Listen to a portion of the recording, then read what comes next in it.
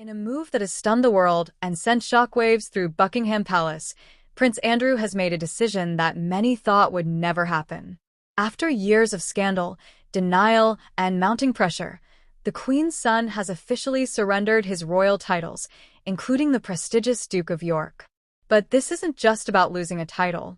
This is about one of the most dramatic falls from grace in modern royal history, and the story behind this shocking announcement reveals far more than what meets the eye. Let's dive into what's really happening here.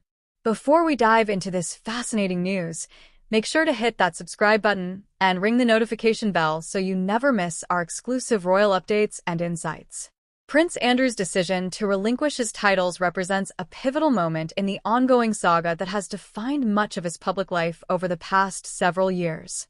The Duke of York, who once stood as a respected member of the royal family with significant responsibilities and honors, has now been effectively stripped of his formal royal status in what amounts to a complete banishment from public royal life. However, it's important to understand that while Andrew will no longer be known as the Duke of York, he will continue to hold the title of Prince, a distinction that comes from being the son of the late Queen Elizabeth II. This subtle distinction is important because it means he retains some connection to his royal lineage, even as he loses the trappings and honors that once defined his position. In his formal statement announcing this decision, Prince Andrew indicated that the continued accusations surrounding him were creating an unacceptable distraction for His Majesty King Charles and the broader work of the royal family. He stated that he had discussed this matter extensively with the king and other members of his immediate and wider family, and they had collectively concluded that taking this dramatic step was necessary. Andrew emphasized his commitment to putting his duty to his family and country first, noting that he had already made the decision to step back from public life 5 years earlier.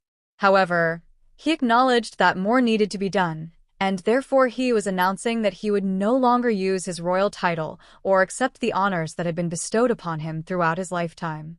The timing of this announcement is absolutely critical to understanding what has transpired. Prince Andrew's decision did not emerge in a vacuum. Instead, it came in response to an escalating series of revelations and mounting pressure that had reached what observers are calling a breaking point.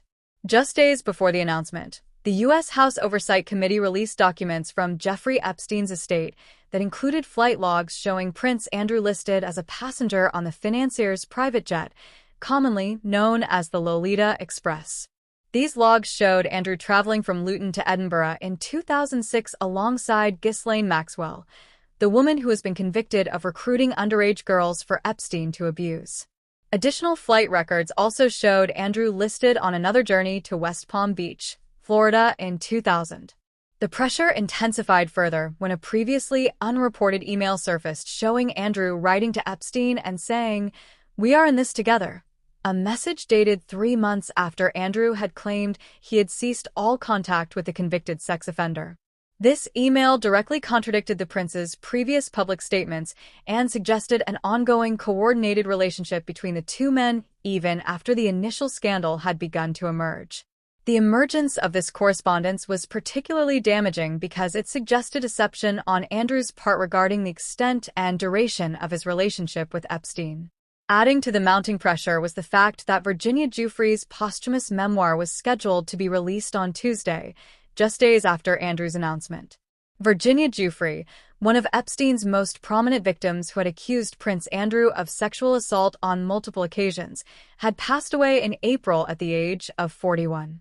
Her family had stated that she lost her life to suicide at her farm in Western Australia. The impending release of her memoir promised to reignite public scrutiny of Andrew's relationship with Epstein and his connection to Giuffre's abuse. The decision has been characterized by royal correspondents as extraordinary and unprecedented in recent royal history. Sky News royal correspondent Laura Bundock described the situation as having become untenable and intolerable, with this particular week representing the tipping point where something had to give. The accumulation of negative reports, flight logs, emails, and the impending publication of Giuffre's memoir apparently created a situation where continuing to hold his titles had become impossible for the royal family to tolerate without further damage to the institution itself. It is understood that King Charles is glad of the outcome, having made this decision in close consultation with His Majesty and other members of the royal family. The changes were to take effect immediately, meaning Andrew's status changed the moment the announcement was made. Interestingly, Andrew will continue to reside at the Royal Lodge on the Windsor estate, maintaining some connection to royal properties even as his titles are stripped away. Additionally, the changes do not impact the positions of his daughters, Princess Beatrice and Princess Eugenie, who retain their royal titles and status. For the second consecutive year, Prince Andrew is not expected to attend the royal family's annual Christmas celebrations at Sandringham, indicating his continued separation from family gatherings and public royal events. This continued absence underscores the extent to which he has been removed from active participation in royal life, a process that began 5 years ago but has now been formalized through the surrender of his titles and honors. The family of Virginia Giuffre has responded to Andrew's decision with a statement calling it a vindication for their sister and for survivors of Epstein's crimes everywhere. They emphasize that this moment represents not just a victory for Virginia, but for every single survivor of the horrific crimes perpetrated by Epstein and his co-conspirators. The Giuffre family reiterated that Andrew had made misleading statements about his relationship with their sister and about events that transpired, while Andrew continues to deny any wrongdoing. They stated that Virginia had consistently maintained that Andrew knew exactly what happened between them and that she was the only one telling the truth about these events. Despite this symbolic victory for the Giuffre family, some royal commentators and experts have suggested that Andrew's decision does not go far enough. Jack Royston, chief royal correspondent at Newsweek, argued that there should have been an acknowledgement from the royal family that it was morally wrong for Andrew to associate with Jeffrey Epstein, regardless of whether he denies the substantive allegations against him.